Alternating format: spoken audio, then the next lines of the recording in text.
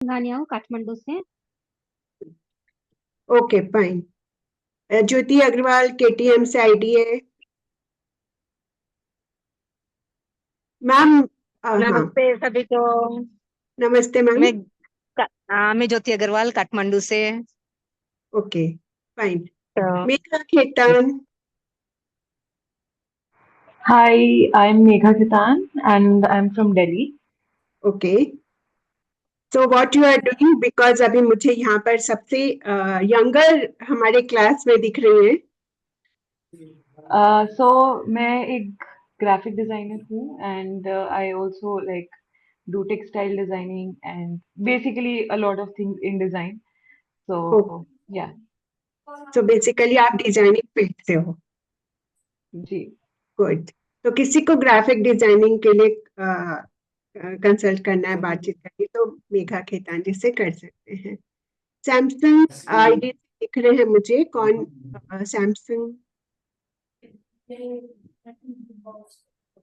Samsung ID से है। मैं उनको अनम्यूट कर दी। जी मैम बोलिए। पूजा अग्रवाल काठमांडू। मैम आपका नाम? पूजा अग्रवाल। निर्मेर आप कहाँ से हो? मैं काठमांडू से हूँ, मैं रीनेम करती हूँ। ये मीटिंग चालू हो रही है तो मेरा ये म्यूट अनम्यूट कैसे होएगा ये? नेहा खेतान जी, आप अपना इंट्रोडक्शन दे दें। बोल रही हूँ। Neha Khetan. Okay okay. Nita Verma ma'am. On. Nita Verma ma'am.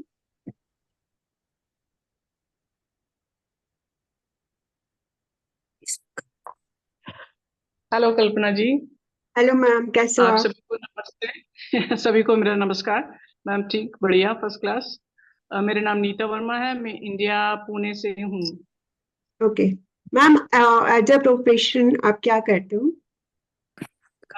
Ma'am मैं एक काउंसलिंग साइकोलॉजिस्ट हूँ ओके और मैं एस्ट्रोलॉजर भी हूँ, न्यूमरोलॉजिस्ट भी हूँ, टारो रीडर भी हूँ ओके।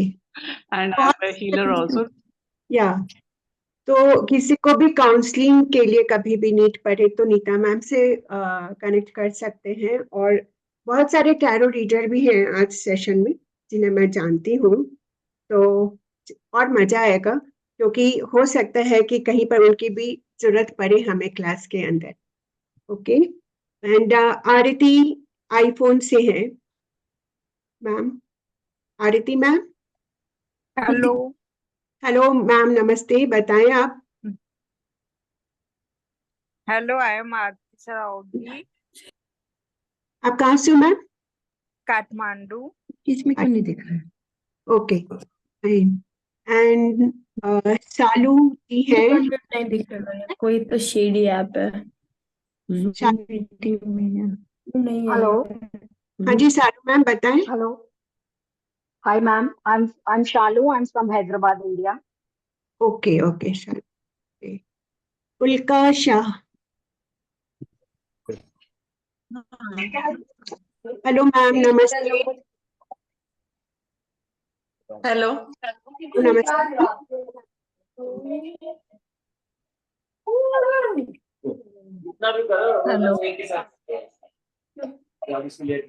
ओके, बहुत सारे लोग हैं, शायद मेरी आवाज उन तक नहीं जा रही है या वो कनेक्ट नहीं कर पा रहे हैं।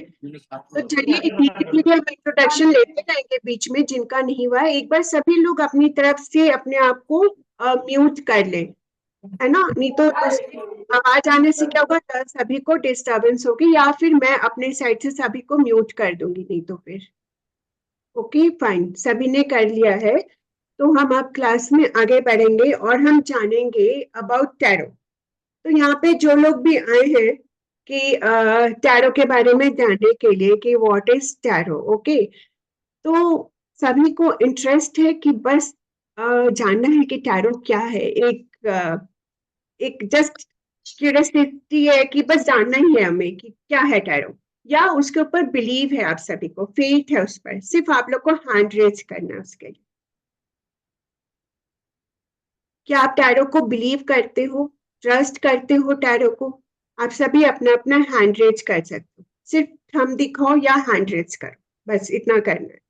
क्योंकि अगर किसी को स्क्रीन पे प्रॉब्लम है थंब या हैंड रेज करने के लिए तो आप अपना कर सकते हो। इसीलिए मैं कही हूँ सभी ने अपना अपना वीडियो ऑन रखना है, क्योंकि स्क्रीन पर कई बार आप लोग बहुत सारे ऐसे लोग हैं जो नहीं हैंडल कर पाएंगे, तो आप प्लीज स्क्रीन पे हमें बता दें जिससे मुझे पता चले कि मैं जो पूछ रही हूँ वो कितने लोगों का आंसर यस और नो है।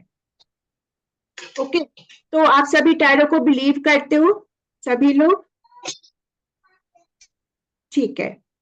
और कितने लोगों को टैरो की नॉलेज है वो भी बताएं।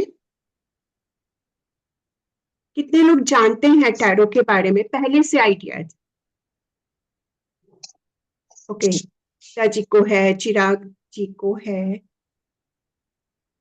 और कोई? ठीक है, तो हम अगर नॉलेज नहीं है तो हम जानने ही आए हैं टैरो के बारे में, तो कोई बिग इश्यू नहीं है उसके लिए। बट मैं जानना चाहती थी कितने लोगों को नॉलेज है टैरो के बारे में। ओके, और जो लोग नए जुड़ रहे हैं आप अपने आप को प्लीज म्यूट कर लीजिए, और हम धीरे बीच बीच में आप लोगों से आपके बारे में जानेंगे कि आप कौन हो, क्या करते हो। तो टैरो एक्चुअली है क्या? हम आज अपने लोगों को कभी भी कुछ जानना है अपने बारे में तो हम क्या करते हैं, हमें अपना पास्ट पता है कि हम क्या करके आए हैं, जो भी जब से हमने होश संभाला है, और हमारे माइंड में कुछ चीजें हम परमानेंटली एक मेमोरी के रूप में सेव हो गया है। जैसे कि हम लैपटॉप में, कंप्यूटर में मेमोरी सेव करते हैं, वैसे बहुत सारी ऐसी चीजें हैं हमारे बचपन से अभी तक की जो हमारे मेमोरी में सेव है। ठीक है, और कुछ ऐसी चीजें हैं जो हमें याद तो नहीं है, बट हमारे सब कॉन्शियस माइंड में कभी कभी वो जो एक्सरे रेज होता है ना, वैसा हमारे माइंड में चलता रहता है वो, राइट? ऐसा होता है ना सबके साथ कि हमें बहुत क्लियर नहीं है बट हमें लगता है वो घटना घटी थी। कभी हम कोई मूवीज देखते हैं, कभी हम कोई सीरीज देखते हैं, और उसे देख के लगता है अरे ऐसी जगह पर तो हम गए थे कभी, ऐसा हमारे साथ हुआ है कभी। तो वो क्यों होता है हमारे साथ, है ना? मैं फ्यूचर में बाद में चाहूंगी, पहले हम अपने पास्ट के बारे में जानेंगे कि, है ना, वैसी चीजें हमारे साथ होती है। तो उस चीज को हम कैसे रिकॉग्नाइज करते हैं कि ये चीजें हमारे साथ हुई है? हम पिक्चराइजेशन के थ्रू, किसी मूवी को जब हम देखते हैं, किसी पिक्चर को हम देखते हैं, तब हम उससे रिलेट कर पाते हैं उस चीज को कि अरे मेरे साथ भी कभी ऐसा हुआ था, अरे ये जगह तो हम कभी गए थे, बहुत सिमिलर है, पता नहीं अभी गए, इस जन्म में गए, या कभी तो मेरे साथ ऐसा कुछ हुआ है। तो उस सीन को देखकर हमें वो सारी चीजें याद आती है, राइट? और प्रेजेंट में हम जो कर रहे हैं हमें पता ही है कि हम क्या कर रहे हैं, मगर समटाइम हमें बहुत कंफ्यूजन होता है कि आगे की लाइफ में हमें कैसे चूज करना है, क्या चूज करें। रास्ते बहुत हैं बट एक सही गाइडेंस नहीं मिल रही है, एक सही रास्ता नहीं मिल रहा है हमें। तो उसके लिए हम क्या करेंगे, कैसे उस रास्ते पे जाएं, कौन हमें गाइड करेगा? ठीक है, तो वहां पर हम क्या करते हैं, हम भविष्यवक्ता, जो जिसको हम भविष्यवक्ता बोलते हैं, और मैं जिसको हमारा गाइड बोलती हूँ। ठीक है, तो क्योंकि हम भविष्यवाणी नहीं करते, हम आपको गाइड करते, ठीक है, एक गाइडेंस मिलती है हमें जो भी, तो हम उनके पास जाते हैं। और उनके पास कितने तरह से जाते हैं, कुछ लोग एस्ट्रोलॉजी करते हैं, कुछ टैरो रीडिंग करते हैं, कुछ पामिस्ट्री करते हैं। ठीक है, डिफरेंट डिफरेंट वे में हम लोगों के पास जाते हैं। तो ज्योतिषी क्या है? ज्योतिषी यही है जो हमें गाइड करती है। अगर हम एस्ट्रोलॉजर के पास जाते हैं तो वो हमें क्या करते हैं, हम सबसे पहले हमसे पूछेंगे आपकी बर्थ डेट क्या है, आपका बर्थ टाइम क्या है, आपकी बर्थ प्लेस क्या है। तो आज की डेट में देखिए बहुत सारे जितने भी बच्चे आ रहे हैं, पेरेंट्स बहुत ज्यादा अवेयर हैं और उन सबकी डिटेल्स हम उनके पास होती है, राइट? बट पुराने जमाने के जो लोग थे ना, उनके पास नहीं होती थी वो डिटेल्स, तो वो कैसे जानेंगे अपने बारे में? तो ये जो पद्धति है टैरो, उसके थ्रू हम वहां पर जाते थे। तो टैरो कोई आज से नहीं है ना, ये बहुत बहुत पुरानी पद्धति है। और एग्जैक्टली इसके बारे में नहीं पता कि वो कब से है, लेकिन 15वीं ईस्वी से ये चला आ रहा है टैरो। और एक्चुअली इसकी जो लैंग्वेज है वो इजिप्शियन लैंग्वेज थी, इजिप्ट की थी, इसलिए हम उसको बाहर की पद्धति मानते हैं। बट हमारे इंडिया में, भारत में भी, हमारे संस्कृति में भी इस पद्धति को मानते थे, है ना। हम साइन लैंग्वेज के थ्रू इसको मानते। और बट क्योंकि सिर्फ एक लैंग्वेज को मानना और एक हमारे पास बुक का आना, दोनों में बहुत फर्क हो गया। बहुत कम टाइम पहले, और इट्स नॉट लाइक बहुत पहले, थोड़े टाइम पहले ही, है ना, ये एक पद्धति आई। और इसको इन्वेंट करने वाले कौन है, इस चीज को जी ओके, जो भी प्लीज आप लोग म्यूट कर दीजिए। इस पद्धति को हम सभी के सामने लाने वाले, टैरो को हमारे सामने लाने वाले कौन है, तो उनका नाम क्या है। आप सभी के पास डेक है टैरो की, जिनके भी पास अगर ये वाली डेक होगी तो आप उस पर पढ़ोगे कि नाम लिखा हुआ है राइडर वेट, है सभी के पास। तो ये राइडर वेट कौन है, ये दोनों जो कि टैरो के बारे में सब कुछ, जो इसके राइटर हैं, ये वो है। ये दो पर्सन है, राइटर और वेट, दो पर्सन है जिन्होंने टैरो के बारे में लिखा था। अब लिख तो दिया, लेकिन लोगों तक पहुंचाए कैसे, है ना। इन्होंने सर्च तो कर लिया, लेकिन लोगों तक पहुंचाए कैसे, पब्लिश कैसे करे इस चीज को, कैसे बताए लोगों को इस जानकारी के बारे में। तब उन्होंने एक और पर्सन की हेल्प ली, और उस पर्सन का नाम था पामेला। और उन्होंने इस चीज को पूरी तरह से टाइप किया, और जो भी इसके ऊपर आपने पिक्चर्स देखी है, जो फिगर है, प्रिंट है, कलर है, और जो इसके अंदर सिंबल्स है, वो सब कुछ उन्होंने मेंशन किया एक स्टोरी के रूप में। जो सपोज मुझे आता सब कुछ है, बट मुझे टाइपिंग नहीं आती, तो मैं क्या करूंगी, किसी टाइपराइटर को हायर करूंगी, उनसे मैं बताऊंगी और वो मेरी स्टोरी को टाइप करेंगे। स्टोरी टाइप हो गई, अब मुझे वहां पिक्चर भी चाहिए। अब हमारे पास पेंटर नहीं है, तो मैं एक पेंटर को हायर की, और उसने ये सारी स्टोरी को लिख डाला। और जब सारी स्टोरी लिख गई, तब ये डेक हमारे सामने टैरो डेक बन के आया, रेडियंट का राइडर वेट टैरो। ओके, तो ये दो राइटर ने मिलकर, दो फ्रेंड्स ने मिलकर इसको बनाया, एंड जो पेंटर है उन्होंने छपाया, पब्लिश किया, एंड देन हमारे सामने टैरो आया। अभी टैरो क्या है, इसमें कितने कार्ड्स होते हैं, अगर जिनके पास टैरो डेक पहुंच चुकी है उन्हें पता होगा कि इस डेक के अंदर 78 कार्ड्स होते हैं, राइट। 78 कार्ड्स होते हैं, जिसमें 22 मेजर अरकाना कार्ड्स होते हैं, 22। एंड जो बाकी जो बैलेंस बचते हैं, उन्हें हम लेसर या माइनर अरकाना कहते हैं। और हर एक माइनर के साथ हमारे पास आप देखोगे 14 कार्ड्स हो।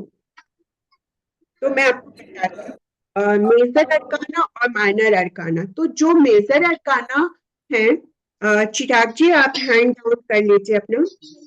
ओके, ये द फूल से लेकर, आज पता नहीं आप लोग को स्क्रीन दिख रही है कि नहीं, कार्ड्स दिख रहे हैं आप लोग को, कार्ड्स दिख रहे, कोई भी एक जन बता। मैडम आप सबको म्यूट करके खुद स्पॉटलाइट पे आ जाओ तो दिक्कत नहीं होगी। ओके ठीक है, वेट।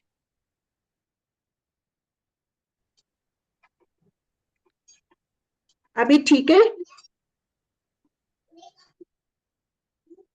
अभी आप ये देखो, ये कार्ड है the fool, major arcana card से मैं चल रही हूँ। तो ये जो द फूल का कार्ड है, ये यहाँ से 0 से स्टार्ट है, ओके, एंड ये खत्म होता है द वर्ल्ड पे। और ये 22 कार्ड्स है हमारे पास, तो इन्हें हम कहते हैं मेजर अरकाना कार्ड्स। ये हम साइड में कर देंगे। और इसके बाद हमारे पास 4 अलग अलग टाइप्स के कार्ड्स हैं, जिसमें हमारे पास द कप्स का कार्ड है, ओके, एंड हमारे पास है द वॉन्ड्स का कार्ड, द वॉन्ड्स का कार्ड है, ये देखिए वॉन्ड्स दिख रहे हैं यहाँ पर, और पेंटिकल्स, ऐसा राउंड सर्कल बना होगा मनी के जैसे, और उसके अंदर कुछ स्टार्स या कुछ भी बने होंगे, आप देखो आपके कार्ड में। एंड द सॉर्ड्स, जिसमें तलवार बनी हुई है। ओके, तो ये वो कैटेगरी के कार्ड है जिसे हम माइनर अरकाना कार्ड कहते हैं। अभी ये कार्ड्स तो हो गए, और इसके साथ साथ हम आगे बढ़ेंगे कि हर हमारे पास जो टैरो कार्ड होते हैं, क्या टैरो ऐसे ही कार्ड्स देख के हम बता पाते हैं? कार्ड्स को पढ़ना सीख लिया, बता दिए, जैसे स्कूल में हम क्वेश्चन आंसर लर्न करते हैं? नहीं, ऐसे नहीं होता है। हम कार्ड्स के लिए ये जानेंगे कि कार्ड्स में क्या होता है। कार्ड्स के साथ 5 तत्व मिले होते हैं, 5 एलिमेंट्स होते हैं हमारे सारे कार्ड्स में, जिसमें सबसे ज्यादा कौन सा एलिमेंट यूज होता है? 4 एलिमेंट्स। ओके, तो हम फायर, एयर, अर्थ और वाटर, ये 4 एलिमेंट सबसे ज्यादा इसके साथ वर्क करते हैं। और स्काई होता है, स्पेस होता है, जो कम में आता है, बट ये 4 एलिमेंट सबसे ज्यादा वर्क करते हैं टैरो डेक के साथ, हमारे टैरो कार्ड्स के साथ। ओके, और इसके साथ साथ क्या होता है, जब आपके पास कोई भी क्वेश्चन करते हैं तो एक एनर्जी काम करती है। ये सब कुछ हम धीरे धीरे सीखेंगे आगे के लेक्चर में। अभी हम जानते हैं, जैसे कि मैं जब बात कर रही हूँ टैरो की, राइडर वेट की जब मैं बात कर रही हूँ, तो और इसके अलावे और कौन से कार्ड्स होते हैं? ये कार्ड हो गए। अब सेकंड में हम बात करेंगे ओशो जेन। एक और डेक होती है जिसको ओशो जेन बोलते हैं। ओशो को तो सभी कोई जानते हैं, यहाँ पर ओशो कौन थे आप सभी जानते होंगे। जो लोग नहीं जानते हैं, आप देखना, मिल जाएंगे आप गूगल पे कहीं पे भी ओशो के बारे में। तो एक ओशो जेन टैरो डेक होते हैं जिसके अंदर 79 कार्ड्स होते हैं और एंजल कार्ड्स होते हैं। एंजल कार्ड्स बहुत सारे कैटेगरी के होते हैं, मेरे पास 1 और 2 है, और ये 14-15 तरह के डेक्स होते हैं, और हर एक डेक में 44 और 45 कार्ड्स ईच होते हैं, इस ढंग से होते हैं। तो ये कुछ कार्ड की कैटेगरी होती है। इसके पहले हम जानेंगे टैरो के बारे में। टैरो की स्पेलिंग पता है आप सभी को? TAROT। ओके, तो इसमें टैरोट क्या है? टैरो को हम 2 भाग में डिवाइड करेंगे। ओके, 2 भाग में बांटेंगे। TAR, please Seema Jain ma'am आप म्यूट कर लें। हाँ, टैरो को हम 2 भाग में बांटेंगे, TAR टैर और रॉस ROS टैर रॉस। तो TAR का मतलब यहाँ पर क्या होता है? TAR क्या है, यहाँ पे क्या कहता है? तो TAR हमें वे ऑफ लाइट, है ना, वे ऑफ लाइट, या फिर आप रेज ऑफ लाइट कह सकते हो, हमारे जीवन के प्रकाश को दिखाता है। और रॉस क्या है ना, रॉस हमारे लाइफ को हम कैसे जीते हैं, रॉयल लिविंग लाइफ, हम अपने जीवन को कैसे जीते रॉयलिटी के साथ। अब ये रॉयलिटी क्या है? तो कुल मिलाकर अगर मैं दोनों सेंटेंस को अगर मैं कंबाइन कर देती हूँ, ओके, तो ये होता है कि आप अपने जीवन के को प्रकाशमय और रॉयल तरीके से जीने का एक तरीका। तो ये रॉयल क्या है? जब हमारे पास लाइफ में ऑप्शंस होते हैं कि हमें जीवन को आगे कैसे जीना है, ठीक है, तो हम उस जीवन को थोड़े तरीके से, थोड़े अच्छे तरीके से जी पाते हैं। लाइक अभी यहाँ पर जैसे कि मेघा जी ने कहा कि वो बहुत सब कुछ करती हैं, डिजाइनिंग करती हैं, है ना, ग्राफिक्स करती हैं, ग्राफिक डिजाइनिंग करती हैं, मे बी वो फैशन वर्ल्ड से हो, डिफरेंट।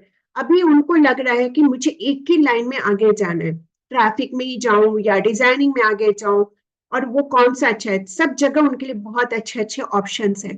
तो वो उस टाइम में क्या करेंगी, टैरो की हेल्प ले सकती है खुद से भी, कि मुझे कौन सा लाइन चूज करना चाहिए जो मेरे लाइफ के लिए अच्छा हो, मेरे लाइफ के लिए बेहतर हो, जिसपे मैं अपना जीवन अच्छी से सेटल कर सकूं। तो टैरो आपको बहुत अच्छे से उसकी गाइड करता है। और एक चीज मान लीजिएगा, टैरो की एक्यूरेसी बहुत ज्यादा होती है। मैं तो ये बोलूंगी 97% होती ही होती है, 3% कभी कभी कुछ चीजें छोड़ देनी चाहिए। तो 97% इसकी एक्यूरेसी होती है टैरो, ठीक है।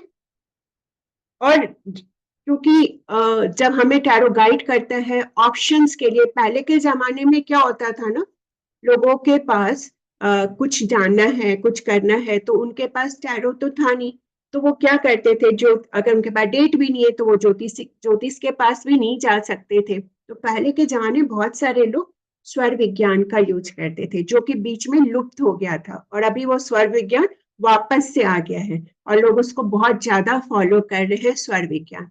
तो वो एक डिफरेंट टॉपिक है। और इस टैरो में हम क्या क्या चीज जानेंगे। टैरो में आप सिर्फ कार्ड्स को पढ़ना नहीं जानोगे, ये कार्ड है और इसमें तलवार है, तलवार के ऊपर टियारा है, लीव्स है, सिर्फ उतना नहीं जानेंगे।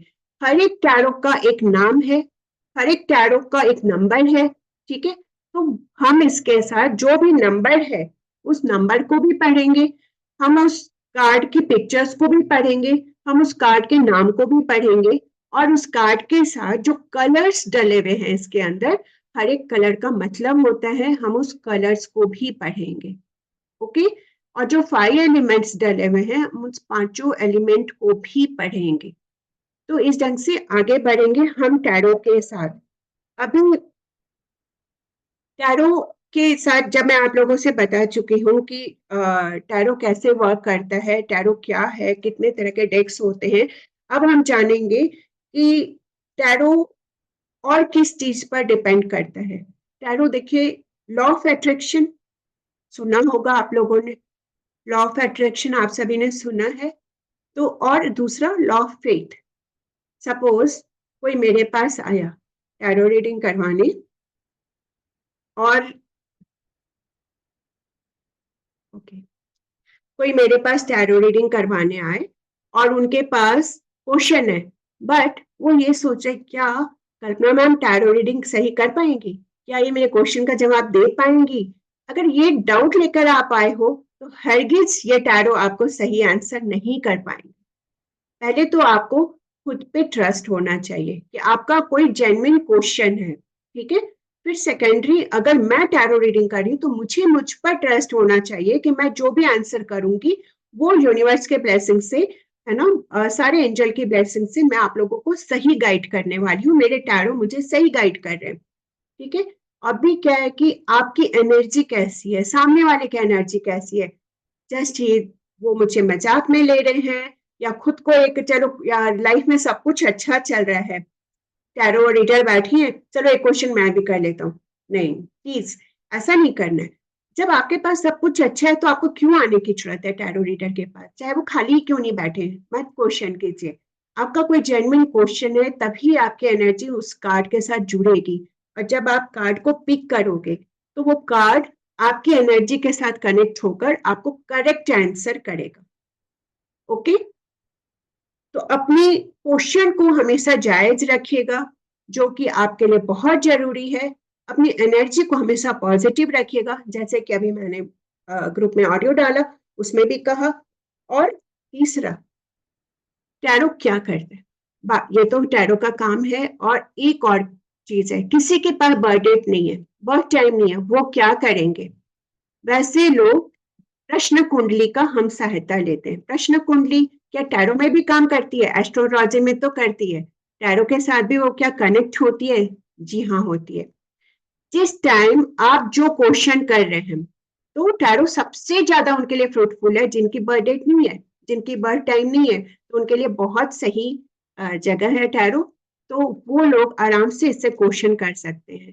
कुछ लोगों के मन में जो एस्ट्रोलॉजी से नहीं बिलोंग करते, उनको नहीं पता होगा प्रश्न कुंडली क्या होती है। प्रश्न कुंडली वो होती है कि सपोज कोई मेरे पास अभी के टाइम में है, तो आज की डेट है, आज की डेट हमारी हो गई 24, और अभी का वक्त है हमारा 6:39, 39, ठीक है।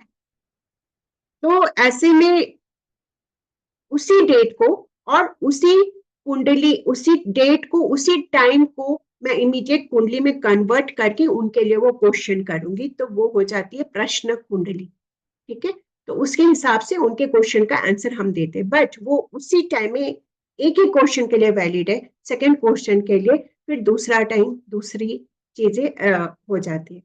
अगर आपने कभी भी एक क्वेश्चन कर लिया किसी भी टैरो रीडर से, अगर वो क्वेश्चन आप फिर बोलेंगे एक बार मैम फिर से उसी क्वेश्चन को एक बार फिर से दूसरा कार्ड निकाल दीजिए ना, तो ये मत करना कभी, फर्स्ट जो कार्ड आ गया आपका, वही आपका करेक्ट आंसर था, वही आपका ब्लेस्ड आंसर था। ठीक है, जब आप दोबारा निकालोगे तो ये मत कर। सेकेंड क्वेश्चन करना है आपको, सेम क्वेश्चन अगर आपको दोबारा करना है तो वो आप 20-25 डेज के बाद ही करो, क्योंकि जो यूनिवर्स ने आपको आंसर देना था वो फर्स्ट कार्ड के साथ आपको वो आंसर मिल जाता है। ओके, तो आई थिंक क्लास के टाइम ओवर हो गई है 40 मिनट्स, और ये बहुत जल्दी हो जाता है और पता भी नहीं चलता है। तो आप सभी को मैं ये बोलूंगी कि सभी टाइम से तो आ ही गए थे क्लास में, और हमारे पास टाइम कम होता है, तो जो भी जो क्लास में बताने की चीजें हैं, समझाने की बातें, मैं क्लास में एक्सप्लेन करूंगी, क्योंकि आज इंट्रोडक्शन क्लास था इसलिए मैंने ये क्लास रखी है। मैंने बहुत सारी चीजें आप लोगों को इस ढंग से एक्सप्लेन की। बाकी सब बातें मैं एक शॉर्ट वीडियो बना के आप लोगों को ग्रुप में डाल दिया करूंगी, जिससे कि आप लोगों को प्रॉपर समझ में आ जाए, कुछ मिस नहीं रह जाए आप लोगों को टैरो से रिलेटेड। ठीक है, और कल से हम रेगुलर क्लास करेंगे, और कुछ नए लोग अगर आएंगे तो उनके बारे में भी हम जानेंगे कि वो क्या करते हैं और कहाँ से बिलोंग करते हैं। ओके, सो ज्योति मैम, आप कुछ कहना चाह रहे हैं? हाँ कल्पना जी, एक मैं पूछ रही थी कि आज जैसे रिकॉर्डेड वीडियो आप अपलोड कर देंगे क्या ग्रुप में? मैं डेली का? कोशिश करूंगी कि डेली की रिकॉर्डेड वीडियो आप लोगों तक पहुंच जाए। ठीक है, तो बट आप लोग नोट्स जरूर बनाइएगा। ठीक है, क्योंकि मैं वही वर्ड्स वापस आपने जो जो वर्ड्स बताए, टेरो के नेम बताए, वो हम लोग को वापस कैच करना पड़ेगा, ओके, नाम वगैरह। इसलिए कह रही हूँ कि देखिए, क्योंकि टेक्नोलॉजी में मैं बहुत एक्सपर्ट नहीं हूँ, वेरी क्लियर, तो जो अपनी कमी है वो एक्सेप्ट करनी चाहिए। तो इसीलिए मैं बोली कि मैं कोशिश करूंगी आप लोगों तक वीडियो शेयर करने के लिए। अगर हो गया तो आई एम लकी कि आप लोग तक मैं वीडियो शेयर कर पाई, और नहीं कर पाई तो आप लोग अपने नोट्स बना के रखिए, जिससे कि आप लोग को हमेशा के लिए हेल्प रहे।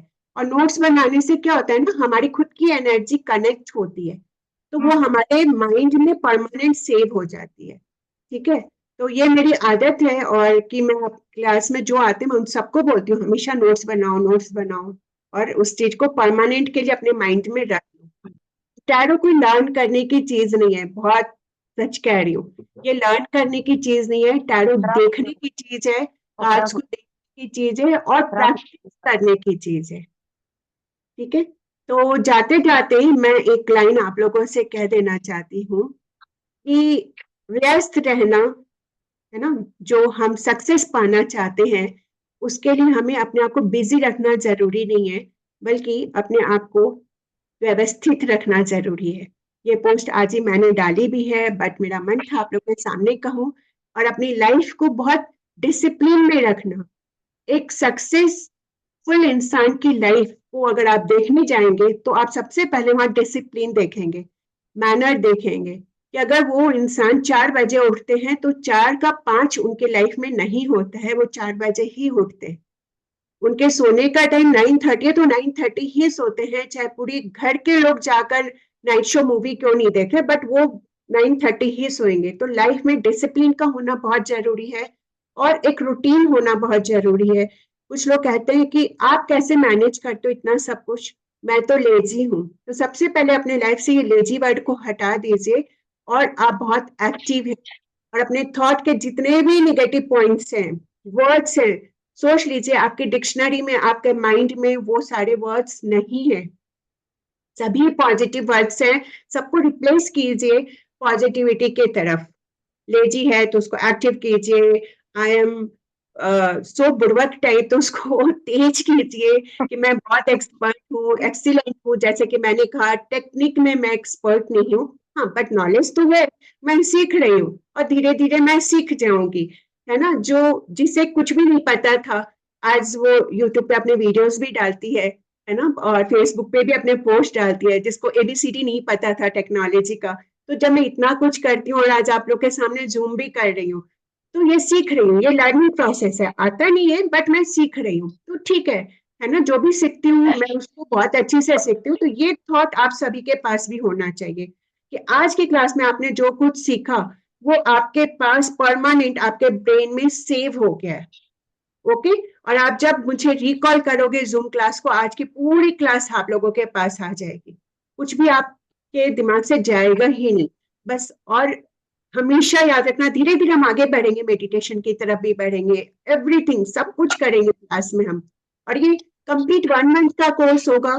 कुछ कुछ वीडियोस मैं आप लोग को बीच में डालती रहूंगी जिससे कि ये कोर्स हमारा 1 मंथ में कंप्लीट हो जाए, क्योंकि अगर हम डिटेलिंग करेंगे ना तो बहुत टाइम लगेगा, हर चीज के लिए लंबी क्लास जाएगी, और मैं नहीं चाहती कि अधूरा ज्ञान आप लोगों के पास पहुंचे। ठीक है, जितना मेरे पास है वो तो मैं दूंगी ही, और इधर उधर से भी जो भी मुझे मिलेगा वो सब कुछ आप लोग तक पहुंचाने की कोशिश करूंगी मैं। ओके, सो एक और रिक्वेस्ट है, मैंने आप लोगों से एक यूट्यूब लिंक शेयर की है, उसको जरूर देखिएगा और उसको सब्सक्राइब जरूर कर लीजिएगा एज अ ग्रैटिट्यूड। ठीक है, ये एक ग्रैटिट्यूड होगा, और थैंक यू सो मच आप सभी को। और मेरी तरफ से मैं बहुत ग्रेटफुल हूँ कि आप लोग ने अपना समय निकाला इस क्लास के लिए, और आप लोग क्लास में आए, और कल से क्लास रात को 9 बजे हुआ करेगी। ठीक है, और जो लोग भी जिस लाइन में भी, जिस फील्ड में भी जो कुछ कर रहे हैं, सभी को ऑल द बेस्ट, और आगे अच्छा कीजिए, सक्सेस पाइए लाइफ में। फेलियर की तो जगह नहीं है, अगर फेलियर है तो वो हमें सक्सेस देने के लिए ही आती है। तो इस चीज को हमेशा याद रखिएगा और आगे बढ़ते रहिएगा। तो बहुत सारे हीलर्स हैं यहाँ पर, हमारे पास काउंसलर हैं, हीलर हैं, डिजाइनर्स हैं, न्यूमरोलॉजिस्ट